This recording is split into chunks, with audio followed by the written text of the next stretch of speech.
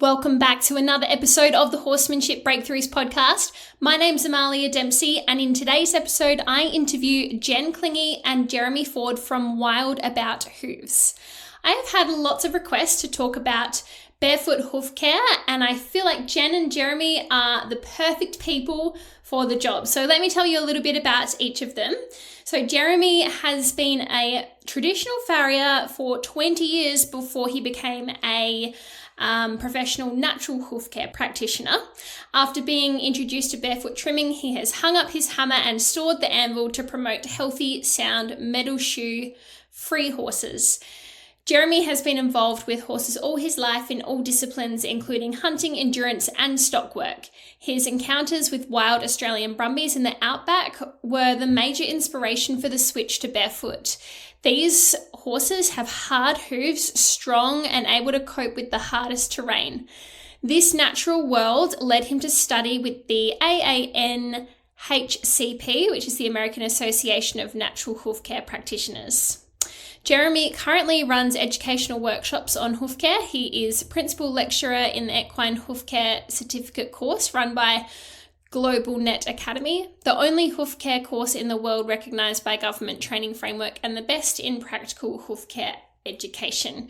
When not working, Jeremy trains and starts horses under saddle for their horse riding tourism team. And a little bit about Jen. Jen is an advocate for bare hooves. She and her horse, Image Zamir, hopefully I've said that right, have become a high-profile barefoot endurance team. She was the first in Australia to successfully complete a 100-mile endurance ride and the first in Australia to win an endurance ride outright on a barefoot horse. Their 5,000-kilometre achievement and successful string of placings in endurance has proven time and time again that shoes are not necessary even for long distance. She is passionate on her quest to educate others of the benefits of not shoeing horses. Jen is currently working as a professional hoof care practitioner in Tasmania. She is a lecturer with the Trade Certificate in Equine Hoof Care course. Jen is also a freelance writer and features regularly in the Horse Hoof magazine. She is also focusing on writing a book highlighting the healthy hoof and giving insight into training a barefoot performance horse. Jen is Jeremy's right-hand man, or more colloquially, his right hoof woman. Both Jen and Jeremy have a super long list of qualifications and experience in horses and trimming. I especially like that Jeremy used to be a traditional farrier. So he has, worked in both kind of areas. So he really isn't biased since he's had that traditional background and also has obviously a lot of skill and knowledge and experience in barefoot hoof care as well. What really stood out to me is that Jen and Jeremy both have this amazing, calming, happy-go-lucky type energy. They both talk with a smile on their face. I know that you guys can't see that if you're listening to the podcast, but when I was recording, they just have these big warm smiles when they're talking. They are friendly, warm, approachable, and humble, all whilst being very knowledgeable, skilled, and experienced at what they do. It kind of makes me want to pack up my bags and move to Tasmania as if there's something in the water there that makes everyone so calm and happy. Tassie is actually on my bucket list, so I hope to visit there one day. Despite their long list of accomplishments, they both remain humble, and you will hear how they talk about their methods without being overly critical towards other styles of hoof care. You can find links to Jen and Jeremy's website, their socials and courses in the show notes. And I plan on attending one of their live workshops in the future. I have already done one of their online courses and I'm super excited to meet them in person and learn from them in person because I'd love to learn how to trim my own horse's hooves. If you've ever questioned whether metal shoes are necessary or wondered how to support healthier, more natural hooves, or maybe you'd like to become a trimmer yourself, this episode is a must listen. I hope you enjoy the show. Welcome to the Horsemanship Breakthroughs Podcast. I'm your host, Amalia Dempsey. If you believe in kind horsemanship, a holistic approach to horse care and training, and a world where both horse and rider thrive and enjoy the journey, you're in the right place. Here I share insights from my own horsemanship journey and the wisdom of horse people from around the world to improve horse and human relationships, promote ethical training practices, and build deeper connections with our horses. Together, we explore training methods with an open mind, always striving to do what's best for the horse. This podcast is about lifelong learning, questioning the norm, and embracing the journey of growing alongside our horses. Be sure to follow the show so you never miss an episode, and visit amaliadempsey.com for more resources to elevate your riding and horsemanship. I hope you enjoyed today's show. Welcome, Jen and Jeremy, to the Horsemanship Breakthroughs Podcast. Thank you so much for coming onto the show today. Thank you for having us. Yeah, thanks. It's an honour. We've had a lot of requests from people to talk about hooves and hoof care and barefoot trimming and all things hooves. So I'm really excited to have you on the show today. And Jeremy, I'd like to start with you because after 2 decades as a traditional farrier, I'd love to know what pivotal experiences led you to embrace and advocate for natural hoof care. Oh, there's 2 or 3 really big ones that changed my mind. But one was I used to be Jen's farrier for years, and then Jen decided she wasn't going to go down the traditional path with shoes and her new endurance horse. And So I was amazed at how far and what was happening there. Another thing that Jen dropped into my house one day was Pete Ramey's book, Making Natural Hoof Care Work for You.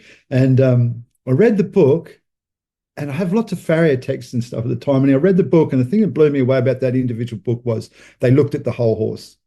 You know, they didn't just talk about horses' feet or below the knee or the tendons and ligaments. It was about address the whole horse, the environment, diet, everything. And then did a trip to Alice Springs and happened to come onto some Brumby country out there and got to spend 3 or 4 days wandering along behind feral horses, Central Australia. Couldn't believe how far they were traveling, what they were living on, and how healthy they were. So those 3 sort of things. And it made good sense. Yeah, exactly. Did you, at the time, like having all that experience as a farrier, I'm guessing you were shoeing horses. Did it feel like you were going through an identity crisis, or did your other farrier friends at the time crazy? What sort of happened? A lot of flack. And I did things pretty good at the start. I started off really quietly on my own, doing my own experiments. At the time, I'd broken in a couple of young horses, and I decided, look, they'd never been shod. I'll just keep them barefoot. And at the time I was doing lots of hunting, lots of jumping and stuff like that. And I took the shoes off my hunt horses and did my experiments. And I used to also travel to an island in Bass Strait called Flinders Island. And I used to go about every 8 weeks. And I think there's about 70 or 80 horses on the island. I used to shoe half of them and trim half of them. And I gradually talked them into taking all the shoes off the horses and quietly did my experiments with a few more people there.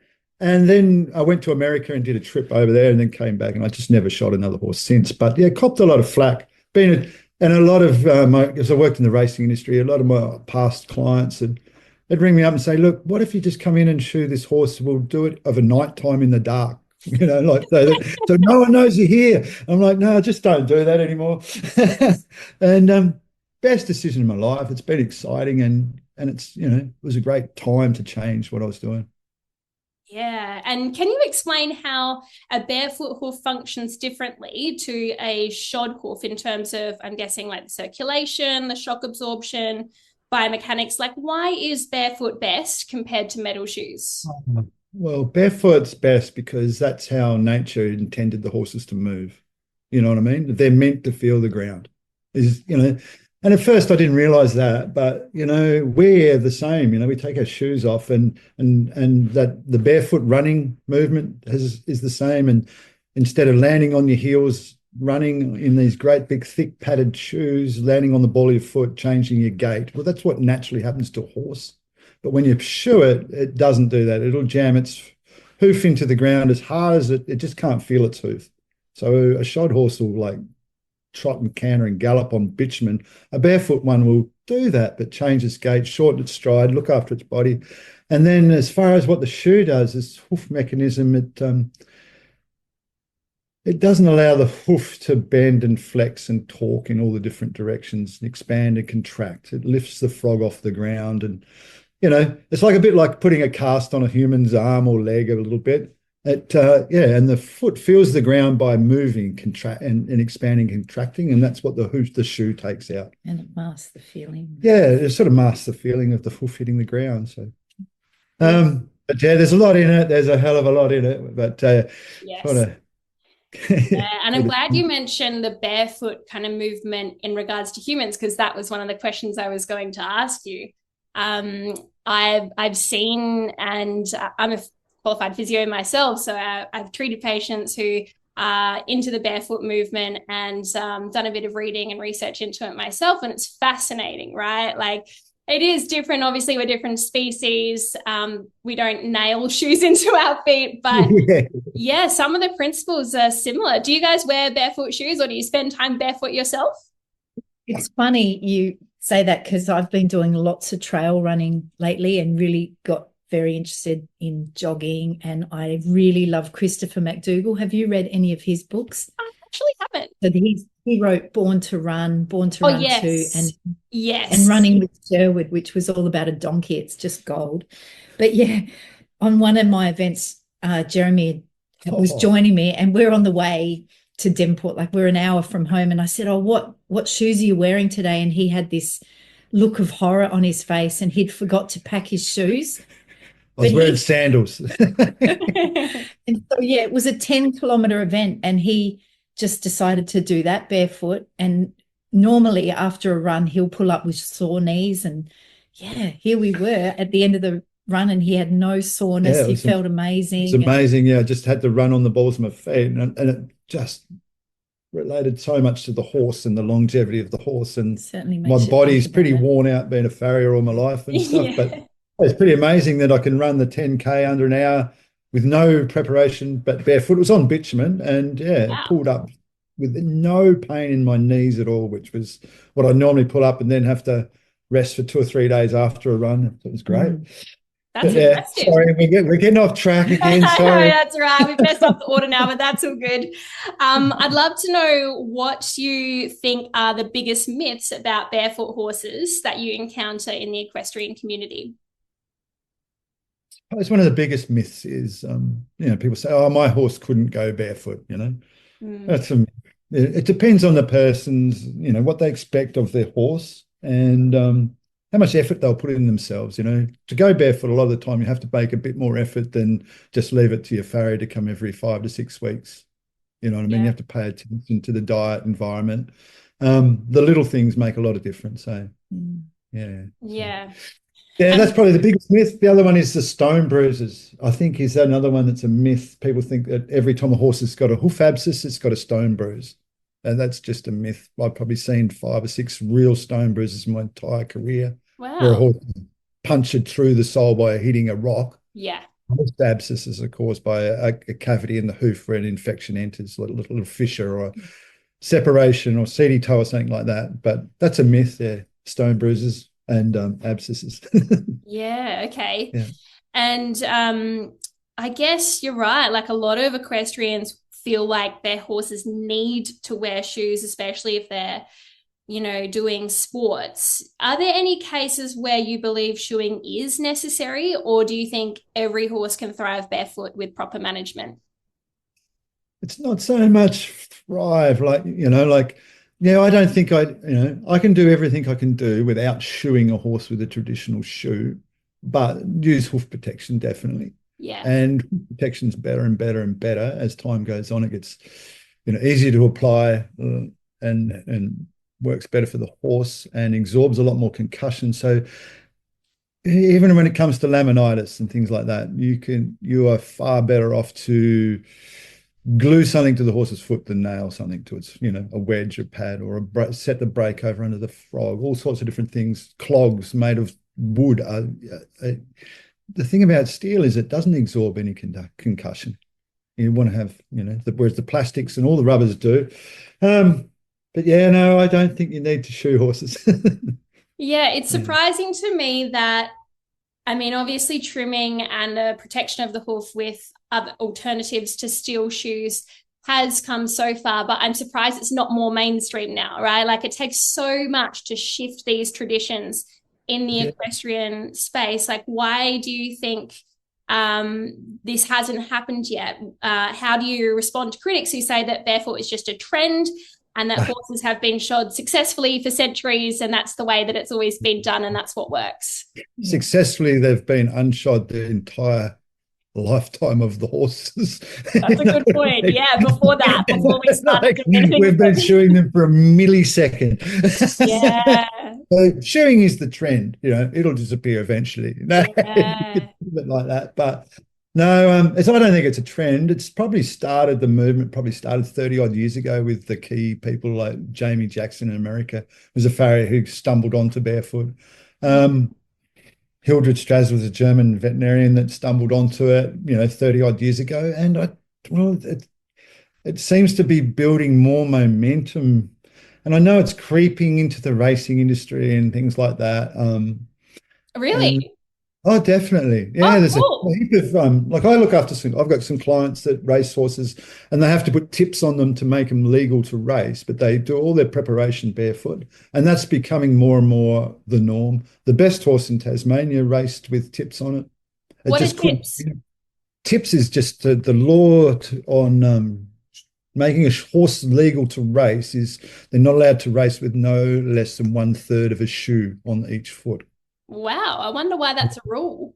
It's a tip. It's an English. It used to be a thing in England. They just nailed a tip onto the horse's foot for like a toe grab, so the rest of the foot can still move and expand and contract and do all its normal things, but the toe is where the foot wears the most as well. Okay. As it pushes off the ground, that's where the most forces are driven into the foot. Mm-hmm. But yeah, so it is, and more and more people have doing it. I think things like in endurance and the horse sports that we get around in, you see it a lot more, and like, all the Western pleasure and all those sorts of things. The horses are really aren't going on hard terrain for long distance or anything like that. They can do it. Yeah. Yeah. And so what does a proper barefoot trim look like? And I mean, it might be hard to describe over audio, but how does it differ? It looks like perfection. It looks beautiful. Yes, and it's glowing. And it's kind of satisfying, right? Yeah. And the horse just marches off, moving perfectly after you've given it the perfect trim. Every horse is an individual, so every trim on each hoof is going to be different. So that's a tricky question. But the key features, I think, on a great barefoot trim is that beveled edge, a nice kind of rounded finish on the wall. That would be. Yeah, you'd like to think that the horse didn't have any, too many flares or any pathologies in its hoof, and a beautiful barefoot trimmed hoof. You'd imagine that the heels and the frog were mainly level, so that they were both bearing weight when the horse is standing still. The toes are short. Toes are short, nice bevel across the toe. A lot of naturally worn hooves have an arch, sort of a bit of an arch between the heel and the toe, so a curve. Compared to when I was a farrier, I just trimmed everything dead flat because I was putting a dead flat shoe on everything. But even if I was trimming horses, broodmares in the paddock, I still trimmed them flat, But, after paying attention to a lot of the feral horses' feet, they're not trimmed flat. Another thing, a good barefoot horse will always have a little bit of wall above the sole. That gives a bit of comfort, adds to a bit of traction too. But it's hard to describe other than perfection. Yeah. And I suppose it's kind of like a bit of a debate between like a traditional farrier trim and a barefoot trim. What would you say are the main differences between those? Like you mentioned, just kind of trimming flat, but is there anything else? Yeah, so I think that my biggest problem when I came from being a traditional farrier to a trimmer, I was too aggressive. I was just so used to trimming all this stuff away and then covering it up again. So, and you see on YouTube, Instagram, all these people trimming, horses' feet to put a shoe on. I look at it nowadays and go, oh my God, if that horse had to put its foot on the ground without any protection, it's going to be lame. So that was the biggest difference, to back off, leave the sole alone, just take the soft, chalky stuff, have a lot more respect for the hoof, and the hoof never stops changing from season to season and things like that. So, it'll never look the same for the whole 12 months of a cycle sort of thing. But Yeah. yeah, respect for the hoof, I think, was my biggest thing I had to change personally. And would you say in general the barefoot trimmers tend to have or advocate for a shorter cycle than a farrier? Oh yeah, so we're really lucky that with the workshops and traveling around, we've got to teach lots and lots of people how to trim their own horses. The owner trimmer has the best feed of the lot, because try and convince an owner trimmer to trim every 2 weeks and do something like a teaspoon of shavings comes off the foot. So you're trying to mimic the feral horse. You're trying to keep the horse at a perfect place. Not as a trimmer, we come in and do 4 weekly, 5 weekly. It's too long, really. You end up doing too much at the start, and then it gets a little too long at the end. So, yeah, the owner trimmer that trims about every 2 to 3 weeks, a little tiny trim, they just keep their horse's feet perfect. Yeah, yeah. And before you were talking about looking at the whole horse. So what role do diet, exercise, and environment play in maintaining strong barefoot hooves? More than the trimming. You know what I mean? The trimming, like I say, is this tiny little thing that say I come and trim your horse once a month. It's 15 to 20 minutes a month. Yeah. There's nothing. It's what happens between then. So feed affects the horse's feet because it, of laminitis, causes laminitis, too much sugar and starch. So if the diet's wrong, if the horse is lacking minerals, copper and zinc, its feet will be, ratty, shelly looking feet with lots of little vertical cracks in them. So, and then environment, if the horse lives in its own waste, or, like a stable that doesn't get cleaned out often enough, or even yards with a lot of urine and things, you'll get thrush. So environment is big. On our property, we create rocky areas around the troughs and crusher dust and things like that in yards instead of sand, and it just helps their feet so much. But keeping the horses as a herd as well will encourage lots more movement than just smaller yards in separate horse in each one. So yeah, that environment thing's a lot on that natural lifestyle. Yeah, there's I don't know, it was about 25 years ago when Jamie Jackson came up with the idea of the paddock paradise. I don't know if you've heard of that. Yes. So that's a bit of like horses living on tracks. And the greatest thing about that is you're not restricting how much they move, but you can control what they eat. Like that's what I love about that sort of setup. And you can, separate feed areas from where they water, and it just, causes this constant movement, which is brilliant for feet and well-being. Yeah. Our property is quite hilly and shaly as well, like rocky in areas. And I always thought that was just, well, first of all, the hills were annoying, and, the rocks as well. Even the neighbours try and clear out the rocks from their paddocks. And the more I've kind of looked into natural horse keeping, I think, oh, actually, this is a blessing in disguise. The horses have to go up and down hills every day, and the rocks surely would be working their magic on their hooves. So I'm kind of grateful for it now. Amalia, on our property around the water troughs, we've got a big area where we've collected all the rocks, and then we made like a rock mat, and as they come in for a drink, they're stepping onto the rocks, and just introducing that different terrain. I'd imagine that would be good for drainage as well, especially like a high traffic area around troughs. I'd love to put more rocks in around our troughs for the winter and for the benefit of their hooves too. But, properties, it's always a work in progress. Never. For owners who can't provide a truly natural environment, for example, those with horses in stalls like overseas, or they've got limited turnout, maybe they've got an injury or they're due to veterinary care, they need to be confined. What are the best ways to support a barefoot horse's hooves in that situation? Probably what is the substrate that they're standing on, taking control of that is, like if they're stable bound, it's either straw, not so much straw anymore, but sawdust is pretty common. Packs down, sand the same, but you're better off to have, believe it or not, gravel, like blue metal. Like 10 mil blue metal, 150 sort of mil deep. Every time their foot goes in the ground, the whole weight of the foot's exposed to the rocks and polishing the underneath of the sole. What they stand on, it doesn't matter. If they stand on something that's good for their feet and they don't get to move a lot. It's better than standing on something that's not helping their feet at all, like the sawdust or the straw. I think monitoring their feed is a big thing too. Like, just because they're confined, they shouldn't be on the high octane fuel, it might be necessary for competition and racing.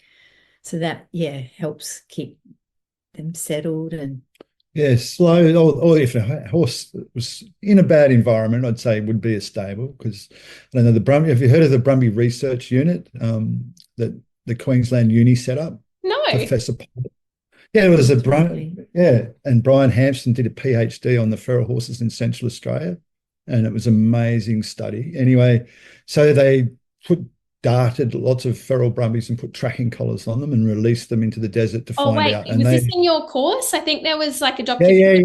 I have watched that. Part of that, and then, but he also did studies. He thought, what am I going to compare it to? So he started comparing it to domesticated horses. So 5-acre paddock, a group of 2, a 10-acre paddock, blah, blah, until he got to horses living in a stable. And so the feral horse in Australia does 16.8 kilometres every single day of its life. And a horse in a stable does 200 metres on average. Oh my goodness. So, humans do more than that, right? Oh no, it's crazy. 200, if they don't get exercise and they live in a stable, they do 200 metres. It's just, it's really hard to keep, think of every part of their body is designed to be moved and, and then try and keep their head right. But anyway, I'd love to put a tracking device on my own horses to see how far they move each day. It would be interesting. Yeah. It's, how many steps have you done today? Although I used to wear one of those watches that tracks your steps, and at the time, long time ago, I was riding at like a dressage barn, and I would ride 6 horses a day, and I ended up getting like 70,000 steps a day. And I thought, I don't think I'm doing these steps. I think it's the horses. So they're probably a lot more accurate now, the watches. But anyway, for someone wanting to transition their horse from shod to barefoot, what advice would you have for a smooth transition? What are the key factors that determine a smooth versus a difficult transition?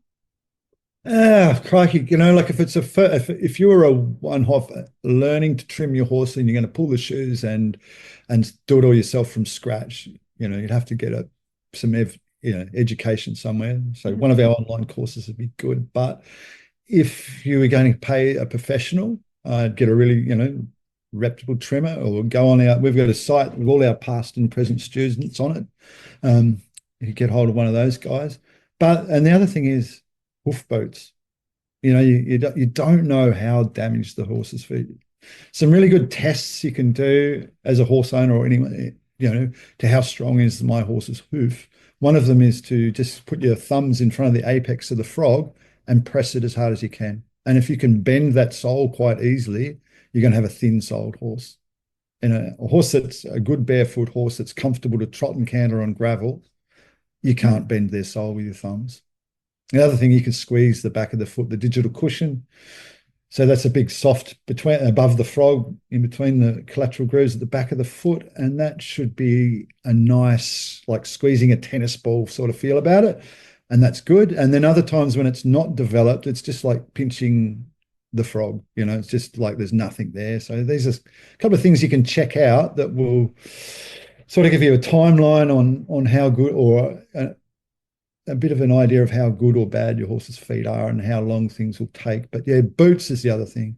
And get the right ones that fit the horse, because the boot fitting thing can be very frustrating if you're losing them or they're falling breaking off. them or losing them expensive. So get a hand when you fit the boots. And the other thing is, someone's transitioning the horse. So one of the greatest things is to do, say you're going on a 10K ride, when you get to 5K, you jump off and you take your boots off and you ride home barefoot, and you'll find the horse just powers home. He knows he's coming home or back to the float. He'll power walk, trot, whatever. But on the way out, if he doesn't have the boots on, he's like, oh, I'm going to walk in the gutter and I can't go there and I can't go here. So you sort of use the coming home, keen to get home advantage, and that helps to condition their feet and takes the horse next level. And they're still comfortable to ride. There's nothing worse than riding an uncomfortable horse, I find. Yeah. That's not fun. No. Do you find with these horses that do have a thin sole when you take the shoes off, is there scope for improving the thickness of the sole? Like, does that develop Yeah, over time, or are there they is, always going to but be thin? yeah, there is, and there's a few products you can help. The racehorses I look after, we quite often put hoof armor on their feet. Mm-hmm. So and probably once a fortnight, every 3 weeks, they get a little trim and they get hoof armor on them, which is what's it got in it, Jen? Kevlar, Kevlar, Okay. the motorbike clothes, and you know, and it just doesn't wear that hard. So what it does, you paint it on their sole, and it stops the sole wearing away. Mm-hmm. So the sole continually grows and just gets a little thicker and a little thicker all the time. It's a good way of cheating, and that's probably my biggest breakthrough with the hoof world at the moment. Ah, good. That's Yeah. good. It reminds me of like nail hardener that you would put on. Yeah. yeah, Nails. shellac the Yeah, it's a sole. bit of it. Yeah, you can't even see it once, but like if you come back a couple of days later and I've gone to, slide the rasp across the foot, it's like you're rasping a piece of concrete. It's amazing how it works. So it's Yeah, good stuff. It does wear away, but it's More simple. natural and slower. Yeah. Yeah. And going back to the boots, are you recommending, I mean, obviously every horse is different, but with the transition that they wear boots in the paddock? Because I haven't really come across that yet. I use boots when riding, but not necessarily in the paddock. Yeah, and I have seen horses that bad that coming out of shoes, their feet are that damaged Okay. that they needed to have. You imagine a horse is not a very good footed horse who's been shod consecutively for 12, 13 years, 14 years or something like that. And all of a sudden you take the shoe away and they haven't had the shoe not come off for that period of time. The foot's extremely weak. A lot of the time it's a lot bigger than it should be too. And it's just, so yeah, I've definitely come across them where they needed to have their feet, even if we tape pads to their feet for the first few days, or some of them have had to be booted for, 2 or 3 months before they adapt. And that's just getting around on the paddock, in the paddock, So their feet are that bad, but they're not, even that doesn't mean that the horse was sound when it was shod though either. You know what I mean? Like, Okay, yeah. You're just covering you know up what I mean? thing. Yeah. He's masked a bit, but he still wasn't moving like a beautiful moving animal should. But yeah. Amalia, through our hoof care business, we've dissected so many thoroughbred feet, like hundreds, and it's so tragic to see this consistent thin sole, 2 or 3 mils of thickness. So yeah, it's inevitable that they are sore-footed when they come out of shoes. Yeah. Okay. Wow. Yeah. So we're going back to that transition. A good saying is you take the shoes off and you leave the socks on.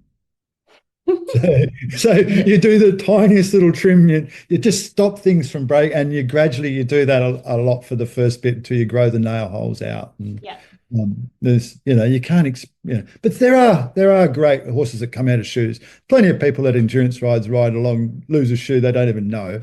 Yeah. Okay. It depends on the horse's hoof. Like different horses have better feet than others. Yeah. People don't realize that the thoroughbred is the fastest horse in the world, and one of the reasons is it has the lightest feet of all horses. Thin balls, thin soles. They are light feet, and that's I think that's just humans breeding the fast ones with the fast ones, and thin skin, all those sort of things. Yeah. And the boots that you turn them out in, are they the same as the ones that you would?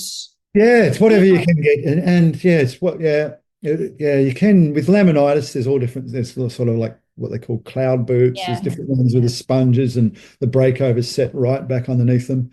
But they're all good for turnout. But you can't, the other thing is you can't just leave the boot on, 2 or 3 days later, their feet are going to stink. Yeah. Like us wearing our runners with no socks. Yeah. For 2 or 3 days wouldn't be good. Yeah, we're going to stink if we get on a bus or something. But so, you've got to take them off, give them a clean, a little bit of time without. Yeah. Well, Jen, I'd love to have a bit of a chat with you now. So you've achieved remarkable milestones in endurance riding with barefoot horses, including being the first in Australia to complete a 100-mile ride and win outright on a barefoot horse. Can you share the challenges of training and competing without shoes? Oh, gosh, yeah. It was with a huge amount of trepidation that I did decide to run my endurance horse, that sort of distances starting at 80 Ks. So when I first, was really passionate about natural hoof care, the rules of endurance stated that you couldn't compete without an adequately shod horse. So with time, I found myself and other barefoot enthusiasts actually changing the rules, or campaigning to get the rules changed for endurance. And we were initially allowed to compete on in hoof boots. So 2003 was the challenge first of using hoof boots, and back then they were really heavy and clunky. Yeah, they're like gum boots. And they caused a lot of chafing. And so I had a lot of challenges just in an environment that was so traditional and focused on shoes to presenting a horse with that, because I would take the boots off before the vet ring, but you'd have kind of a bit of a rub wear or a bit of skin off, and they'd be like, oh, that's a D for leg injuries, which is quite an extreme thing. But there was lots of challenges just doing something new in a world that wasn't ready for it. Yeah. And did you always use boots, or did you ever try like completely barefoot? Yes. And so, initially before the rules changed to allow barefoot horses, I would do a ride and take the boots off and carry them in my backpack.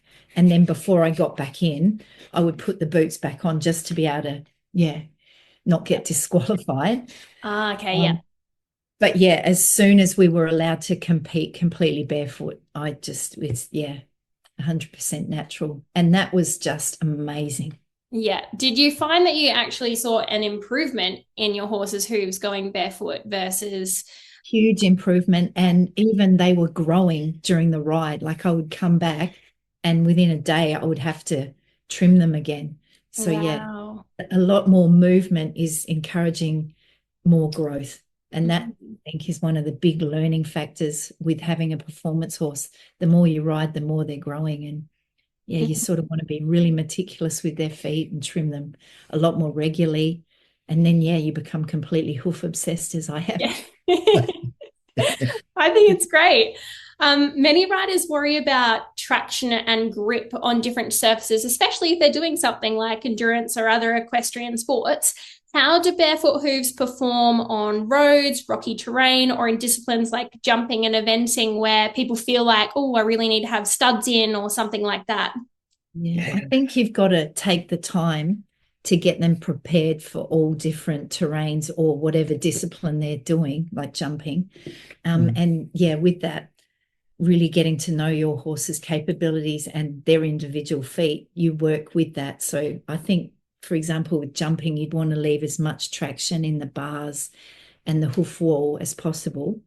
But then, like you were saying with road, I will notice my horse's self-preservation kicks in, and he chooses, and I allow him to choose the best path. And they won't they find the best going? Yeah, I think traction is a funny one with the barefoot, because the horse, I love that. I think this traction barefoot is superior because the horse can feel the ground. They 100% feel rocks moving under their feet. They feel that it's muddy. They feel these things, whereas you take the feeling out and put a shoe on, the horse doesn't react as quick. But traction jumping and stuff like that, they'll feel their feet slip and slow themselves down or reduce their speed to look after themselves. So if you're pushing the horse to the absolute limits that aren't natural state, and you're using studs, they'll grab hold of those studs. The horse will feel them and go, I can push a little harder or whatever. But is it good for the horse at the end of the day on ligaments, tendons and things like that, to have their foot's designed to hit the ground, and every step there's a slight little slide. That's natural. If you stop that, it's just a jarring, dead stop, hard on ligaments and joints and tendons again. I love at the endurance rides watching shod horses compared to our horses that are barefoot or got boots on sometimes, or glue-ons or whatever. The fear on people's faces when they're riding on the bitumen, mate, they're just absolutely, their eyes are popping out. They're sitting there silently. They won't talk, like they're tight because they're worried a horse is slipping, whereas on the barefoot or booted, we're like, this is just no problem at all. So, yeah. One thing that makes me grin at endurance is, especially if we're riding, we've got a night event, is riding up behind someone that's in shoes. They can't hear you coming. And you just turn your light out and just tiptoe through the bush, sneak up. Perfect. That's one of the advantages. Although you probably miss out on that lovely kind of clip clop sound, everyone likes. The barefoot horse has a nice ring like coconut. Yeah, when their feet are absolutely perfect, they do. Yeah. That's where you get that real coconut noise on a hard surface. That beautiful noise does happen. Yeah. Your wild horse study tours provide insights into the natural behaviours and hoof conditions of brumbies in Alice Springs and the Barossa Valley, right? This is just what I picked up from your website. Yeah. What lessons? Not so much the Barossa Valley. Not so much anymore? No, not in the Barossa. There's just no brumbies. No brumbies there, but they're central. I was thinking, I was like, I know there's a lot of good wine in the Barossa, but where are the brumbies? So I don't know where I got that from. But anyway, in Alice Springs, what lessons from these wild horses have most influenced your approach to domestic hoof care? I'll tell you what, for me, that just comes straight to mind. It's just keep it simple. Yeah. You know what I mean? When you see the feral horse and how he exists, he's water and he looks for food. And he constantly moves and he lives with his family. Mm-hmm. It's just like, keep it simple.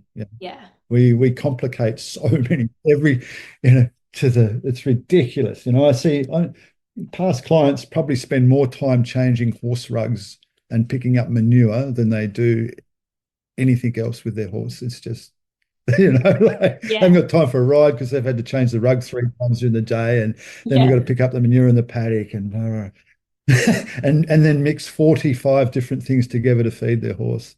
It's just like we do make it far too complicated. Yeah. And it's funny because the horse does better when we do less, but a lot of people insist on having all these different rugs, and I was one of those people too at one point in time.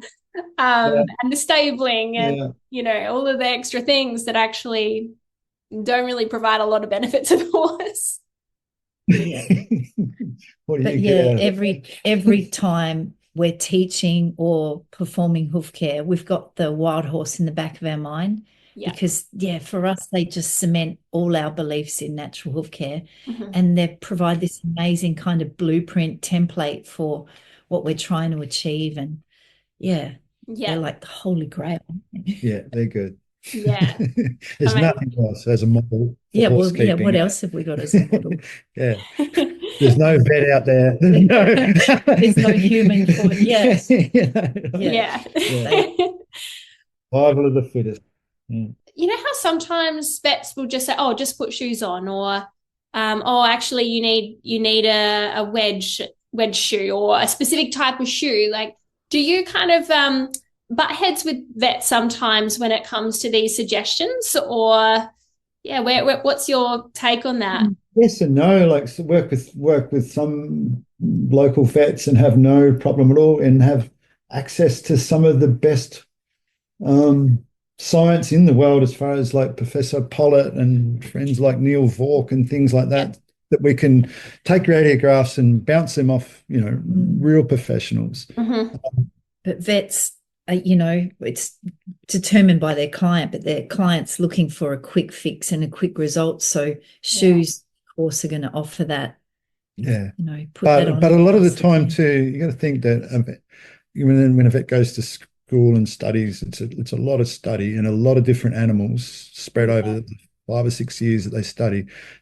They may, in the whole course of their study, spend a day on the horse's foot.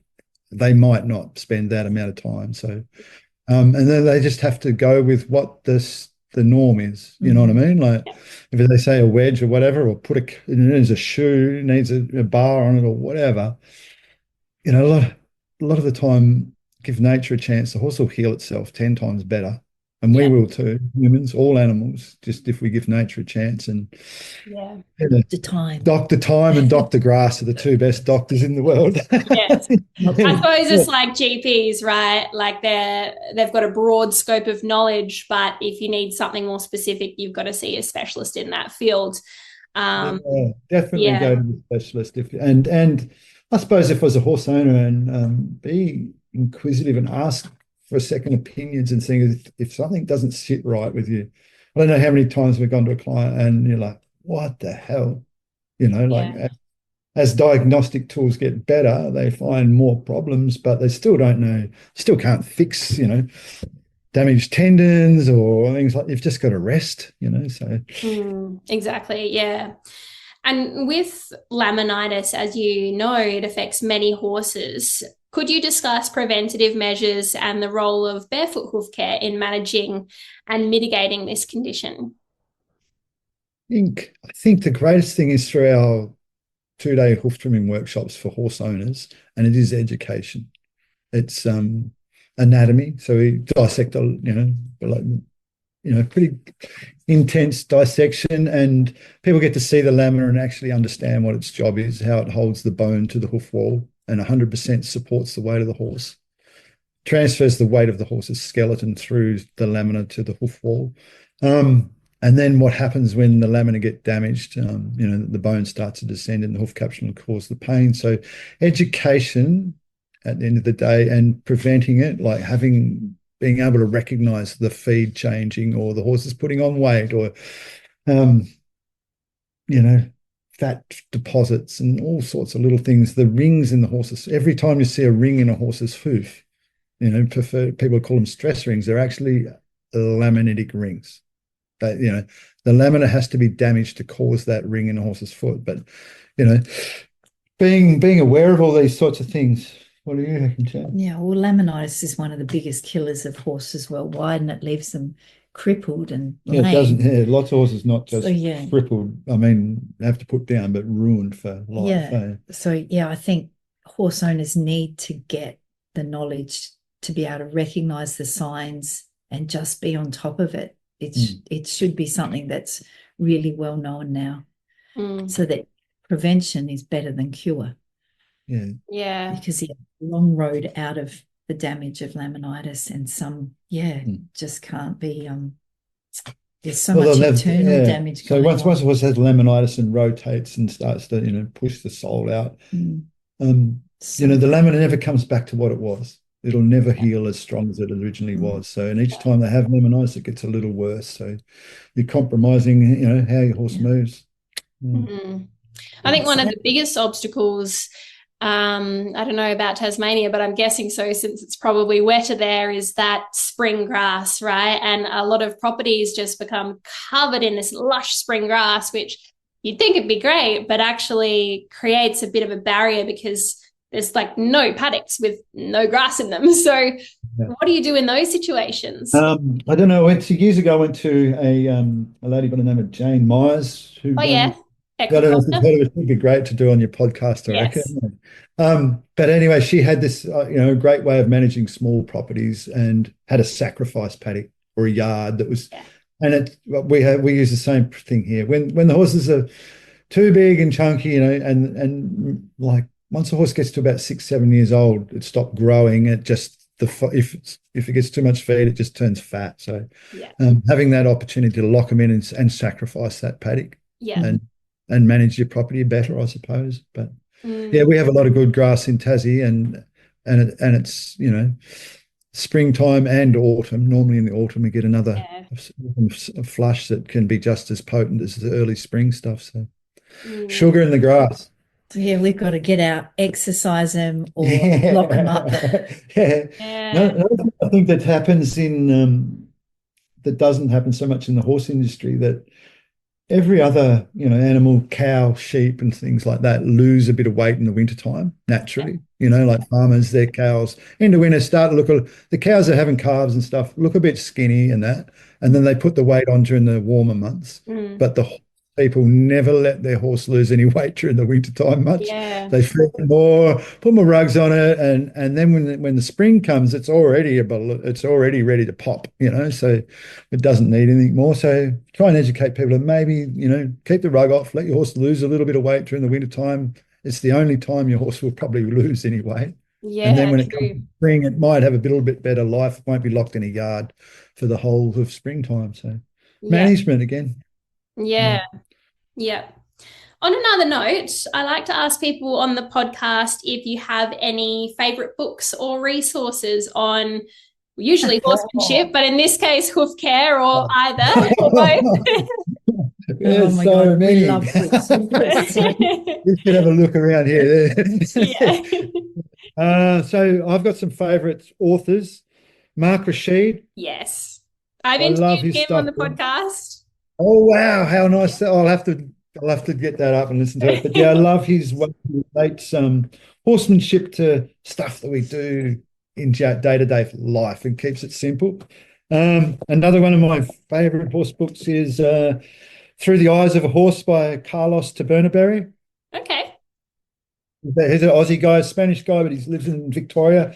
Great horseman. I know him personally. And one of the nice. And then as far as a hoof book, The Illustrated Horse's Hoof by Professor Chris Pollitt. Mate, if you want to have an in-depth understanding of how the hoof works and the anatomy, this is the greatest book ever, I think, for that. Fantastic. And Jen, do you have your own personal favourites? Yeah, well, Pete Ramey is my hoof guru. So he's an American farrier, and he's done quite a few books now, but Making Natural Hoof Care Work for You was his early one. I mean, he doesn't love it, but it's still so easy to read, and it's got just so much great information. And then his latest text is Care and Rehabilitation of the Natural Hoof. That is great. Gosh, I love even old classics. Dr. James Rooney, a vet, The Lame Horse. This man dissected hundreds and thousands of distal limbs. And, you know, the quote that resonates so much with me is all too little attention is made to the natural hoof. That's the way he was made. That's the way he should go. That's a good one. And he probably started the barefoot movement probably in the 70s, that guy. Yeah, wow. He was a vet that was taking shoes off of horses that had fix. navicular syndrome and was finding, wow, they're improving. Yeah. What's going on? Foot. So one of the pioneers. Yeah. Amazing. Yeah. Yeah, so good. I will pop those names of the books in the show notes as well. I got a quick question for you. Sorry. Yeah. What's your latest and favorite horse book or hoof book or horsemanship? My novel? latest, I have read a lot, as you can see the books behind me. Also even on Kindle and audiobooks too. I mean, I haven't read them lately, but the Mark Rashid ones are hands down some of the best that I've read, and really challenged a lot of my beliefs with training horses. Lately, I have been reading Lucy Clarson's book.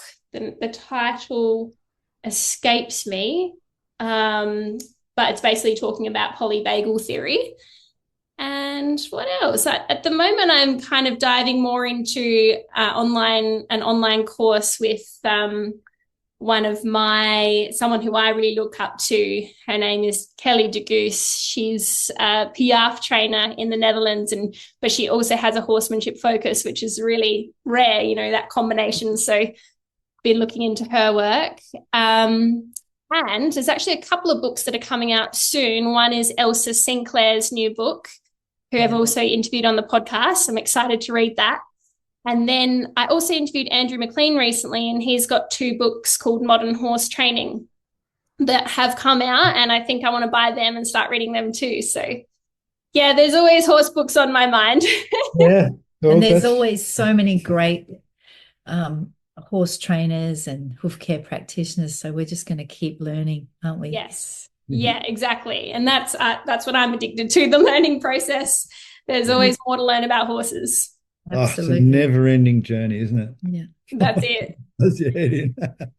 Do you think that the equestrian industry is shifting towards more natural hoof care, or do you feel there's still strong resistance to the barefoot movement? We can only hope. There is still strong resistance, but definitely it's accepted. You know, you go to Pony Club now, you'll see probably 50% of the horses unshod. Mm-hmm. Endurance riders, there's a big percentage unshod. like there's a few in the racing industry. There's lots of one of the trends in the racing industry, it's a trend maybe, but is to keep the short horses unshod for the first month to 6 weeks. Yep. That's in the big stables too, not just on little farms or anything. Yeah, what I else? think it has become more mainstream though now. It's not such a Yeah. different camp. Like Yeah, I know that natural when care Jen camp. and myself first started doing this, and people did look like you were a freak or something, Yeah. Whereas I don't feel that anymore.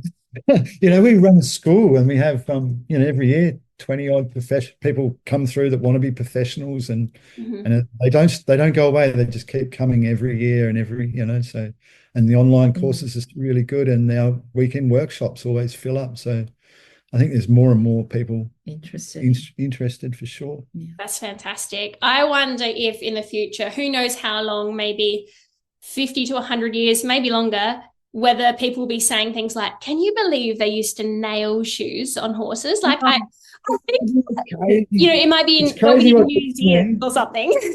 Yeah, absolutely. The thing that I think is really crazy is that from when we started shoeing horses to now, not much has changed.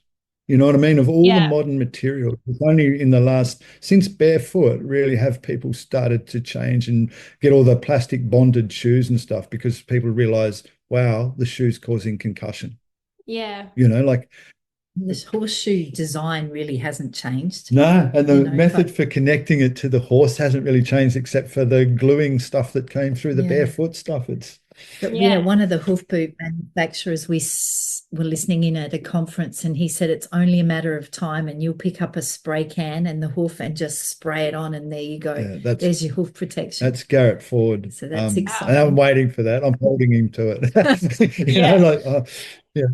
Something like, I imagine in the future, something like a little bit of plasticine. Then you pick the horse's foot up and you clean it up, and you just go around with this plasticine sort of material and put it on the hook ball, and then wave a heat gun over it or paint some magic thing and it sets. That's an idea.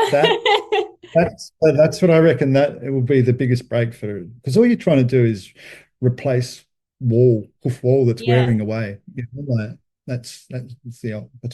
But I still think, even with all the advancements, that it's still better if it's just simple for the horse's benefit. Just keep it simple, They have simple feed requirements and simple lifestyle requirements. It's just us tuning into providing that and not getting it too convoluted and overwhelming with all the gear and gadgets that there is. Yeah, definitely. And here in SA, I don't know about over there, but we have a farrier/trimmer shortage. Where would you recommend someone start if they are interested in becoming a professional hoof care provider? I recommend that people jump on the AustralianHoofTrimmers.com site and have a look at the structure of the practitioner course with the Australian hoof care practitioners.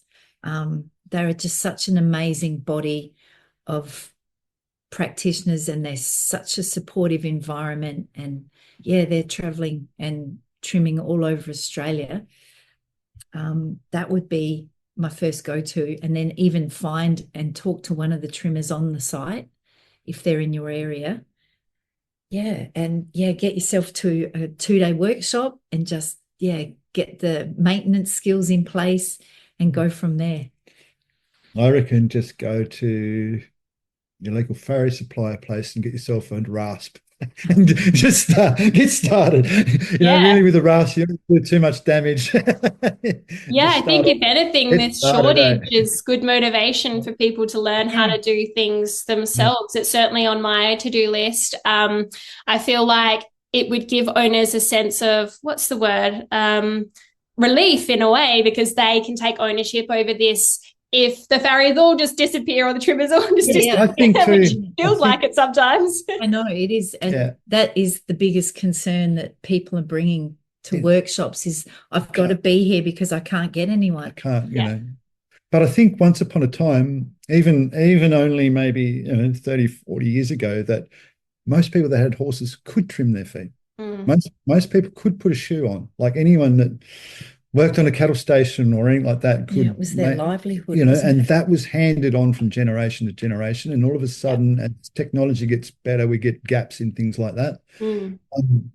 And like not many people service their own car, but 30 years ago, everyone nearly used to service their own car. Yeah. Well, even the simple things. Even back in the day when I went through Pony Club, which feels like yesterday, but it was a while ago, in the C certificate that they do, right, you had to learn how to pull a shoe off. Like, you didn't have to know how to put it on, but you had to at least know how to take it off, I guess, if, it did come off skew-if or something. And I don't even know if that's still in the syllabus now, but I think trimming should definitely be a part of it. So hopefully that filters through to the grassroots level as well. And I know that you guys, because I've purchased your online course and gone through it myself, I know that you offer the online course, you offer workshops, and you've authored some educational materials as well. What gaps in traditional hoof care education are you aiming to fill, and where can people find out more about you and what you offer and how they can learn from you? I think the big thing that we're aspiring to do is offer hands-on practical training for people. Yeah. So even with the online course, we're doing our best to get you capable and confident to be able to maintain your horse's hoof and talk you through how to use the tools and the rasp. But giving people also an understanding of the distal limb anatomy. As soon as you've got a really good understanding of what's behind what you're looking at, you just be more respectful too, and less is best with trimming. So it's best for sure. Wild About Hooves just want to create a worldwide ripple of good hoof care.